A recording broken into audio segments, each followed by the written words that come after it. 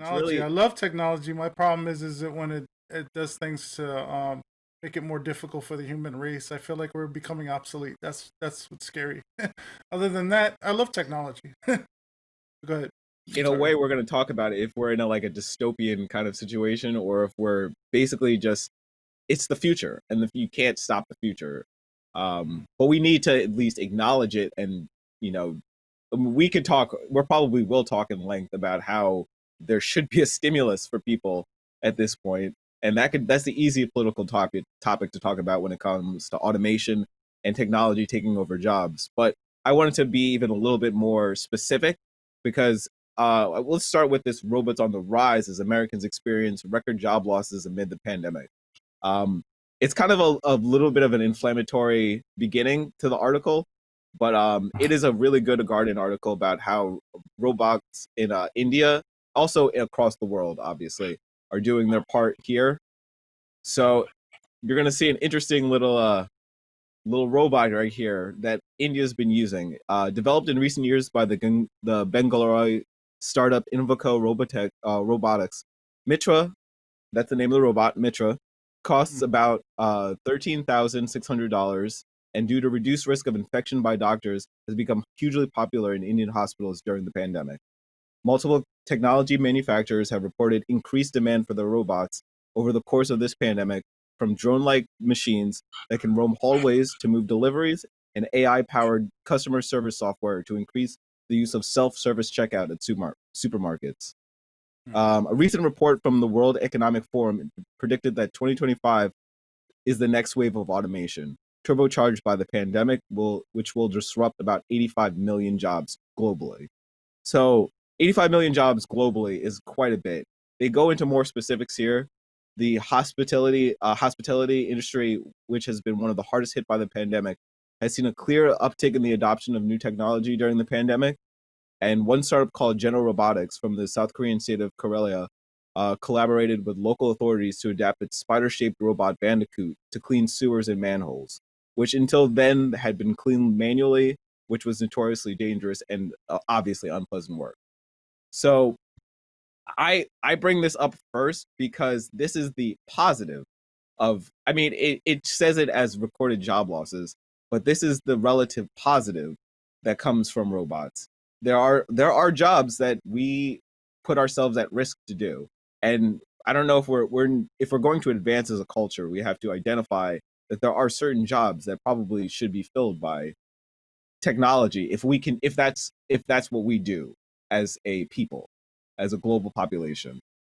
Yeah, like I spoke to you before, in a previous thing, about how like businesses should invest into their employees, meaning if they were going to do investments in technology, it should be for their safety, their well being, to give them more time for themselves and their family, to be more productive, to have a clearer mind state because they work so hard. At least the technology would help assist in regards to getting them in a position to, be more efficient as human beings. But instead, it's like they jumped over the people and went straight to, okay, well, we don't really need the people. We can get robots or whatever else. They don't get sick and so on and so forth. They totally excluded, well, not in all industries, but in a lot of industries, uh, the idea of being humane to these people, like helping them make sure they have their jobs and everything situated, because they're thinking more of profits and efficiency for the business and not really for the employees and their well being.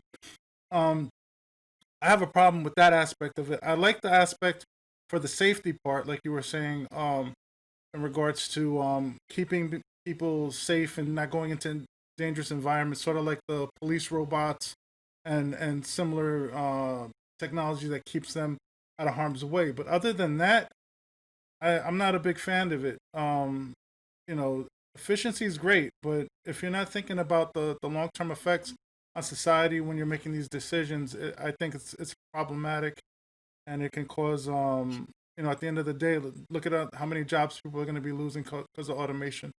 I've seen the transition when I was younger. I was an IT person. I was working for one company, and then I kept going through different companies, learning more and more as I was going. And I saw, I'm 44. I saw how it went from You go service a machine. After you service the machine, for the person, because you're in person type of thing. It went from that to remote appliances where they sort of like a router or some sort that allowed them to go on the network to see what was going on with their systems. The cloud based, and now AI and virtual machines and so on and so forth that basically fix themselves in a lot of cases. I know there's some technology behind it that needs a human interaction, but at the end of the day, it's like they slowly started scaling things down. The amount of money people make as an IT profession, hardware is okay. When you do hardware and you're repairing something that's broken, that's something. But if it's software related or something that can easily be patched through software, or remotely or whatever it is, they'll do what they have to do. They'll have some sort of redundancy set up where if something goes down, they could fix it, and then later on they might send one person to do the job of like multiple people to fix multiple issues instead of and it's just, to me, I just, it's problematic. I mean, I guess it's a sign of the times, but I don't know. It's they're doing it in every industry. Technology wise, I've seen it from the technology perspective, but not. I can't really say too much about other industries, but it seems like they're doing it with everything. Shop. Go to shopping. So this is the negative. There's a negative here that you're just talking about, Yeah. and it's in the article too. Even though humanoids were introduced in the Indian hospitals during the pandemic, doctors and staff are reluctant to use the technology and monitor the robots, and there is also a problem of poor connectivity to the Wi-Fi. So you're talking about barriers that still exist between technology, and we're still like in the situation where you do need people to do that work from software and a hardware side. So The hardware honestly, side we haven't definitely. hit. Yeah, the hardware side Yes. definitely. And you also got to develop new technology. So there's definitely going to be jobs. But first, I have an issue also with the education system and how they're teaching people. Um, a lot of things are how could I say? What's the word I'm looking for? When it comes to actually making the devices, everything's modular now. You know what I mean? They make things, and then they take a piece from one thing and they put it into another thing, and they've gotten into a situation where it's not. It doesn't take as many people. It still takes an intelligent mind to do it. Don't get me wrong, but it's like limiting the amount like of opportunities for people. Like I remember back in the days when I was younger, you can get $50,000, $60,000 as an IT profession. Now they're starting people at, even when I was going, they started me off at like 20 something $1,000, and that's ridiculous. You know what I mean? And so they're bringing the price, the wages down for that. If you don't have a specialty, luckily, I learned how to fix computers and laser printers, and at the time it was a hot commodity. I was making decent money, when I was doing it. But even now, it's like they want to send things back instead of having, the right to repair industry is getting really really shady, especially with Apple and a lot of these other companies where they won't give you certain components to repair it, and you have to go through their system. Instead of giving people like mom and pop stores opportunities to fix their own stuff, it's slowly scaling the industry and making it smaller and more condensed or compact or however you want to. It's just I Which don't is know, man. But that's exactly what I wanted to talk to Richard about there. How has that consolidation of all of these companies affected you? Well, I mean, as far as the technology is concerned, when it comes to automation, um, it really hasn't affected the realm of fine art, in the way that I think it's affected the realm of, let's say, commercial graphics or IT. Or I mean, artists are using artificial intelligence, and they're using robotics, and they're using all these kinds of things to, and they're kind of pushing those boundaries to create different viewing experiences, and different interactive experiences, let's say. When it comes to my personal practice as an artist, um, I consider myself fairly low tech. I mean, I've made films in the past, and I've kind of used technology So I made this film called Flip World, which is a short form documentary. It's about 34 minutes long, and I did it all myself. I just shot it myself. I did the audio myself. I did the editing myself, and this is something that, to me, I was able to do with software that was already pre-installed on my computer. And if you're able to edit, and if you're able to know the fundamentals of narrative and storytelling and photography, if you're able to apply those fundamentals to a digital environment, you can do things that were unthinkable for an independent artist to do 30, 20, 15 even years ago. The idea that I would go out by myself with no money, no significant, an external mic, a boom, a light, a camera, nothing special. And that I could come back and actually shoot a pretty credible movie and edit it and get it out there on YouTube and distribute it through the internet. And just, 20 years ago, that was like unheard of. People were still on the fence as to whether or not they were going to shoot 35 millimeter in their cameras versus, you know what I'm saying? So it's like, yeah. So it's like this expansion is so rapid that it can be, I think, jarring in any industry that you're in. But the question that I always think of, and the question that I ask is, what are the motivations behind automation? In other words, so for instance, we've already acknowledged with this conversation that there are some tasks that are, dangerous to biological entities that are not dangerous to mechanical entities. So we get that. But then, to me, I feel like we begin to get into an area that becomes about phasing out the human being. It becomes about phasing out the person. Because human beings have a lot of problems. I mean, if you want $20 an hour, you go someplace and we find human beings that will do the same work for $10 an hour.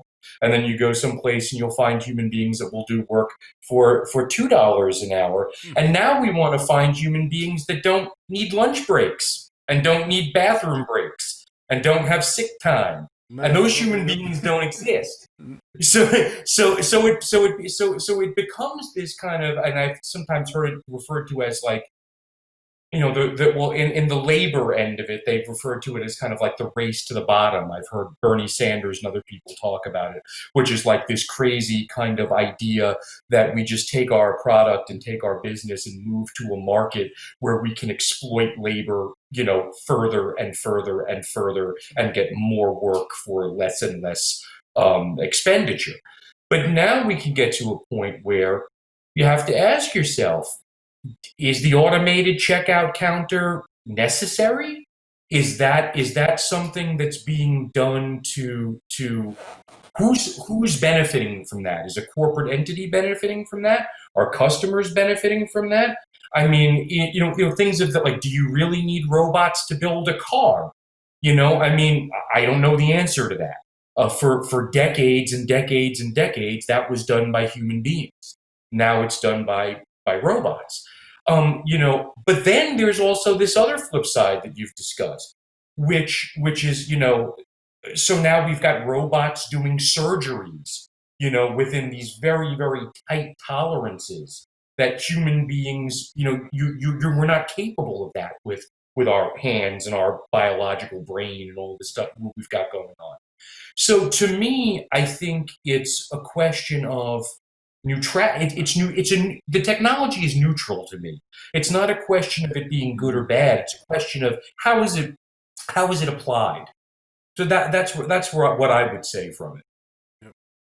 And I would even say, for instance, like my NVIDIA card for my video is made by a robot. It is made so that it is actually at a higher level, and therefore they can do higher sync tests on it because there is human error. But that's the one technology. Maybe automobiles and like tech, like when I mean tech, I mean hardware, are the only two that I find are acceptable reasons to really just switch out people. I've seen it that like you have to check yourself into places. There are kiosks that you now just have to check yourself in. And as much as there is some kind of security in that and some kind of like there's a receipt oftentimes for those interactions. So that's important, but at the same time, it unless it increases the safety of the employees, I always feel weird about doing like self checkout at this point, other than the fact that it expedites my life. Because you realize how much it's just for you to feel like you don't have to connect with somebody right there. You don't have to be in the line with the one cashier that you might find annoying, because most people go to the same places over and over again.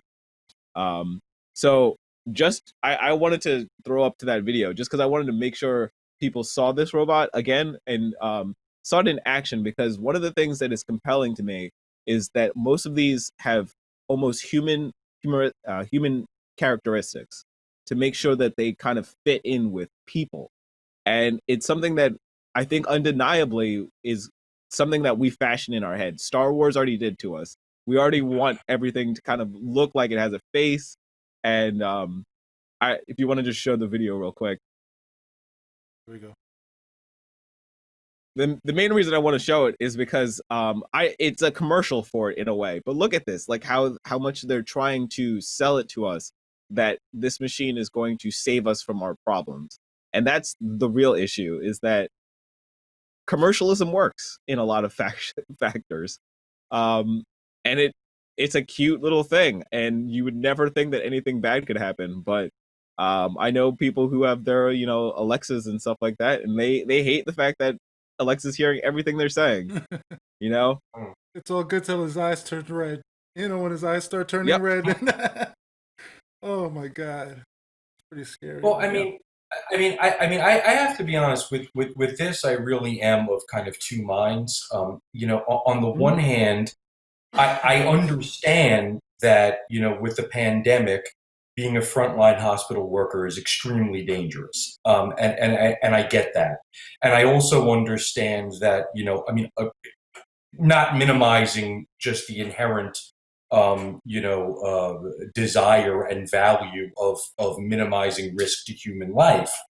But also, doctors are, from a very practical standpoint, hard to replace. It's not, it's yes. Of course, there's a human element, and you want to make sure that everyone is as safe as possible.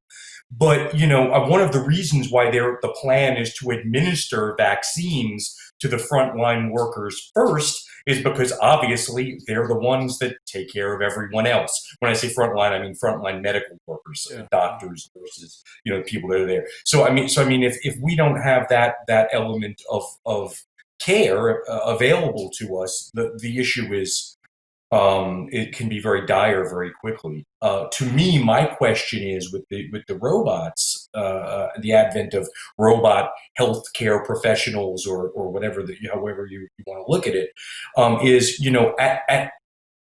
to what extent are they being used? If they're being used to diagnose and to make medical decisions, I would say, I would really, really want to make sure that they were capable of doing that before I allowed them to steer the course of treatment. If they're being used to carry out treatment and to administer treatment that's already been decided upon by a human doctors, the regular doctors that we go see, then to me, I feel like that's a different standard. And it's one that comes with a greater degree of comfort. Personally, that's just kind of the way, my take on it. Yeah. And I would say this is actually, go ahead, go Robert. No, I was going to say, it's all about, like you said, the intentions. At the end of the day, if they're doing it for the greater good, then great. But if it's not, it's pretty crazy, man. They're doing this for profits, and they're not thinking about how to take care of people correctly. I'm sorry, my phone's ringing. I thought it turned my ringer off. I'm sorry. It's all right. Well, what I was going to say is that it also shows. Did you want to see that article? No. I'm going to read a little bit of a different article. But actually, it gets to me is that we'll talk about it a little bit more. But it fashions this for high specialized jobs. So those people who are doctors are not going to lose their work. It's going to be the janitorial staffs. It's going to be, I'm going to actually read this recent article that basically in June, all of Pennsylvania took all their toll booth workers and replaced them with automation. So now they're all automated. And so let me just read this quickly. Currently, there are only incidental examples of permanent job loss due to an uptick in automation brought on by the pandemic, but the layoffs of hundreds of Pennsylvania toll booth workers this June provides a clear example of how labor-saving technology can sweep away jobs. Per a union agreement, workers were supposed to be kept on payroll until at least October 2021, with final layoffs happening in January 2022. When the pandemic arrived, collectors were sent home in March and were promised that the commission would still uphold its 2021 date, but in June, the commission permanently laid off all the workers over a year before the agreed date. So that's what I mean. That is the real penalty of this, is that and also you have to remember, places like New York actually just increase their safety rules. What they did is that they made it so that you can't just there's more speed bumps basically in the way. So there's not fast traffic going into the tunnels and etc. So New York City has not replaced everyone. There's still cash in certain places. I just wanted to share that one event, because there's not a lot of clear examples of it, and that's a clear example of them breaking a union agreement just to automate. And I understand it is a dangerous time, but they clearly use that period of time to take advantage of the situation. Yeah. It's crazy. Everything they've been doing is basically seems convenient, right? If you look at it, all the stuff that they're doing, they cut all these people out of the toll booths. They cut a lot of businesses employees, and it's just convenient to me. I'm sorry, it's upsetting. No, it's convenience. You don't want to sound like it's what's the word, a conspiracy theory, but it's like, it feels like, like some sort of weird conspiracy sometimes is going on, even though like legitimately some of it is good for us. I spoke to my cousin the other day about, because we were talking the same question that you had asked him about art, in regards to like how all the technology has influenced the changes that it has. They have software that you could like scribble. I think I told you this too. You could scribble and you could draw a picture out of it. Like you just draw a couple of lines here and there, and it'll draw like a waterfall in the forest and all this other crazy stuff just by scribbling lines. And you think to yourself, like, how does this affect the people that actually, have to go in and do 3D renderings of things and so on and so forth? And they did it the long, meticulous way, you know what I mean? Versus, okay, I'll scribble this and AI is going to take care of it. That plus like facial recognition and all this other crazy stuff that they've created. It's great. Like I really don't like that deep fake stuff. That's a thing that we, maybe not exactly related to automation, but it's just like I feel like we're thinking too far ahead of ourselves, that we're not even thinking about the people that we're hurting on the way. You know what I mean? It's like it's just crazy, man. It's just I don't know. I don't know how to express it without like saying something that sounds really conspiratorial, or if I'm saying that right. But I feel like truly. Do you feel that this is a plan from the top? And I mean by top, I mean we're talking about basically oligarchs of business that are trying to increase profit. No, I don't even want to call it the Illuminati. It's more like if you have power, if you have money and power, you're starting to consolidate it over time, and you want to continue that streak. And I think that automation allows. There's a good article here too that says that it's not going to be the new automation. It's not going to be the robots that really replace us. It's really the machinery that, like what you were talking about with the automobiles. Basically, those are the ones that get replaced first. And that it's going to be the stuff that has been automated for 10 to 15 years now that is now going to come in and start replacing us as workers. And look at Uber. It's less about look at how Uber, they had people working for them that they refused to like pay them regular like wages or whatever. They got that thing in the courts settled in their benefit, for their benefit, where now everybody has to be contracted workers, and the whole time over every driver's head, they're talking about, well, we're gonna get replaced by automated cars, like the whole time, like, cause I'm like, that's crazy. They're in your face saying we're working on technology so we don't have to have drivers. Great, and on top of that, they're also talking about how they don't want to pay people like normal things. So it's like a smack in the face twice. And I used to drive Uber, and Did you hear that they gave up on it? what, with the automation stuff? No, They just gave up on the Uber just gave up on its program to do oh, I didn't hear automated that. cars, but Interesting. just like 3 days ago or so. Wow. But they just did it because they can't the safety issues that they can't seem to solve yet. I'm not saying that in 10 years that's not going to happen. It's going to happen in like 10 or 15 years. We'll I have think if they automated could, cars. they would, right? They definitely would if they could. Yeah. Yeah, that's a shame, man. That's a shame. How do you feel, Rich, about it? Do you feel, you think that's another industry that's kind of like on a real shady trajectory? I don't know why I have problems pronouncing things sometimes. It's one of those days. Trajectory. Yeah. Yeah. So when it comes to these questions, kind of travel and how we move around and all these kind of different ideas, to me, I think that it depends on how deeply you want to be connected with a system, right? So when you go through tolls and you've got an easy pass and you've got these things, it's an automated checkpoint. It clocks you in where you get onto the road. It clocks you off where you get off the road. It charges you automatically. It gets us closer to this kind of contactless society where everything is virtual, right? So to me, I not that I have any fundamental problem with Easy Pass. I'm probably one of the few people that don't have an Easy Pass. But I like to use cash. Me personally, I very much enjoy the anonymity of cash, the freedom of cash. I like to be able to have money that is not necessarily accounted for to any corporate structure. I like to have resources. Not that I'm not a a Luddite by any stretch of the imagination. I have a bank account, obviously. I have a debit card. I have all this kind of stuff that people have, just in our modern society.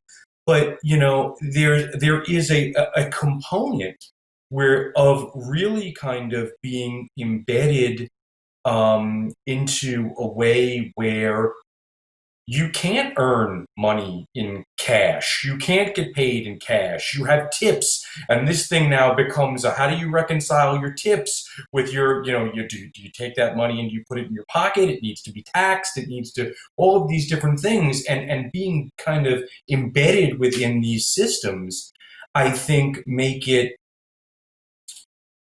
very easy for us to kind of be monitored, not to sound once again, not to sound conspiratorial, but I mean, it's really not. I mean, yourself. I mean, it's just on a very basic level. I mean, we've got these guys, right?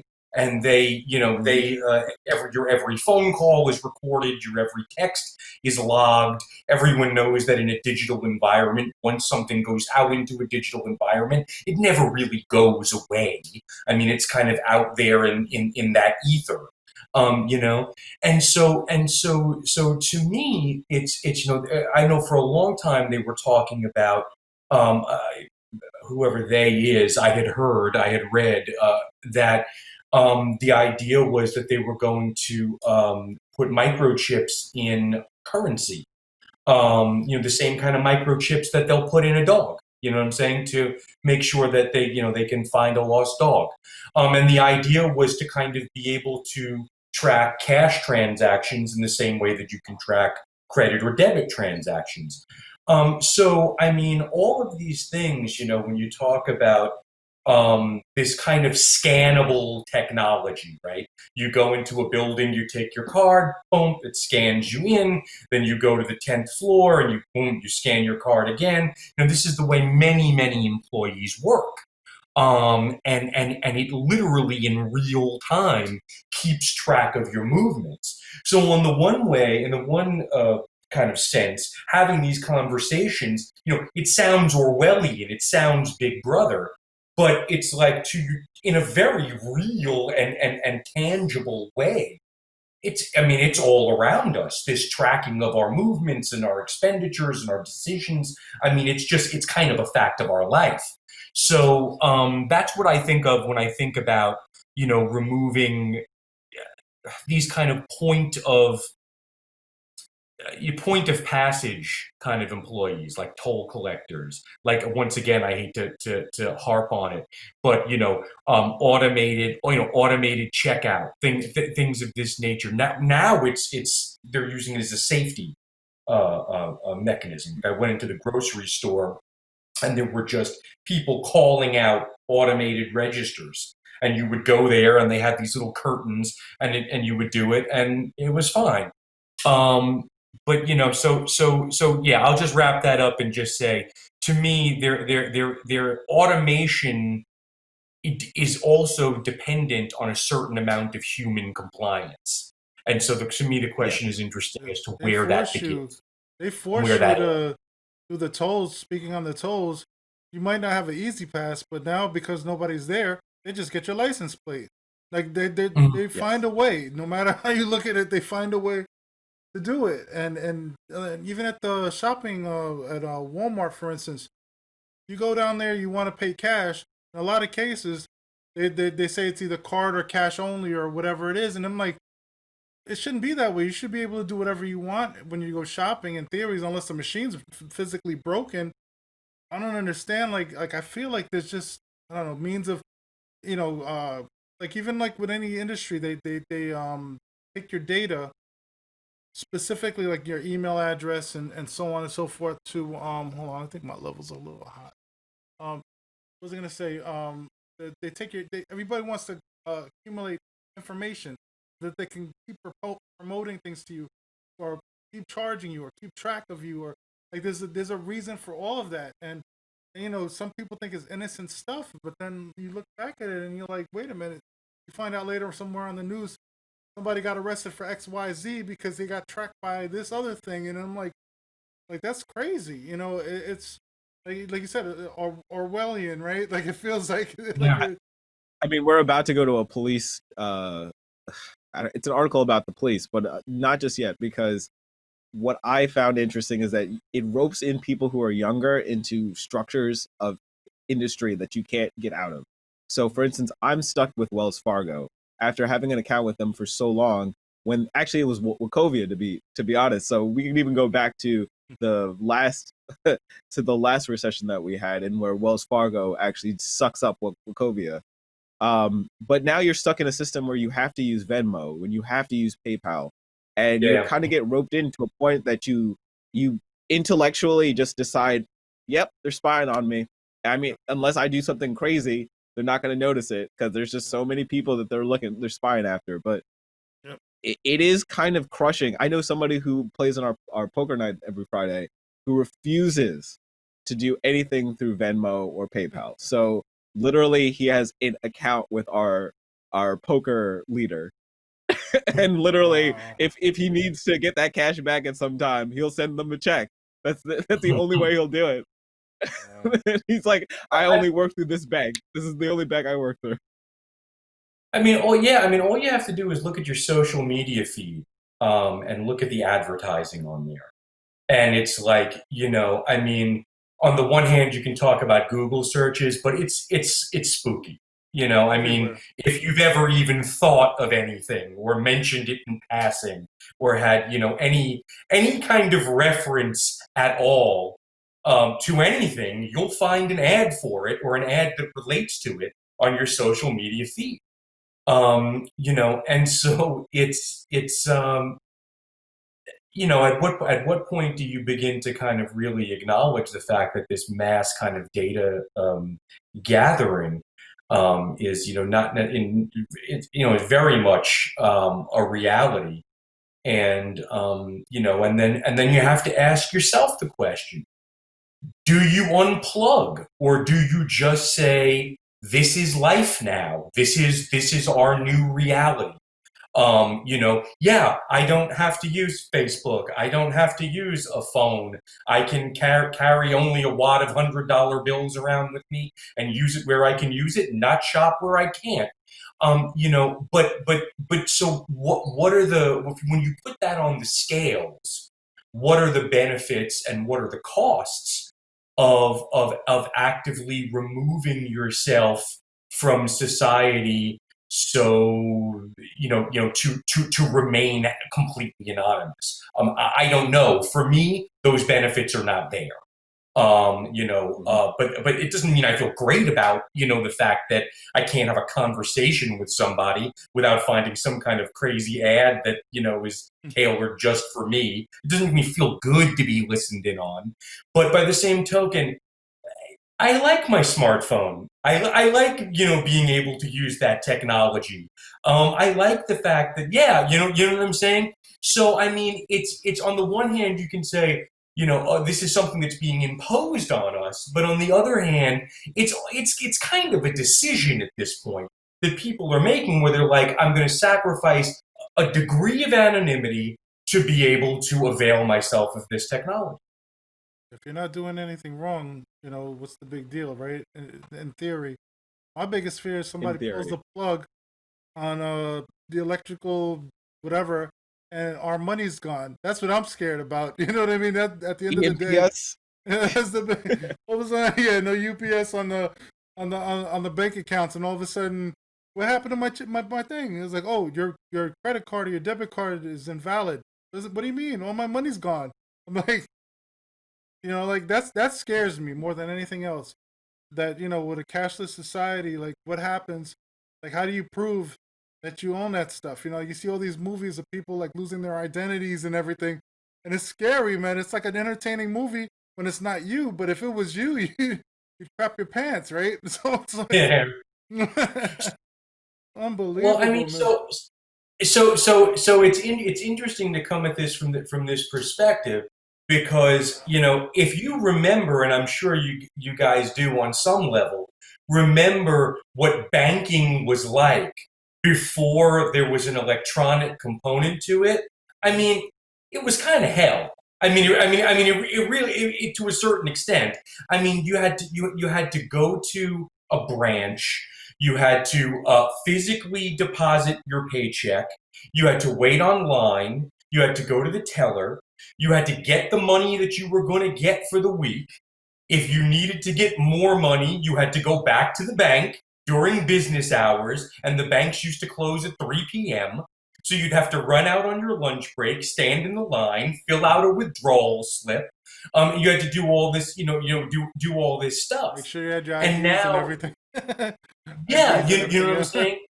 And so we had that system, and that wasn't great. Everybody, there was no machine that was going to, digitize your earnings and take them, and but by the same token, you had very little flexibility. You were still very much, even though it was in person, you were still very much at the mercy of the financial institution. If you needed money at $50 at 3:00 in the morning on a Sunday, you weren't getting that money. That just wasn't happening.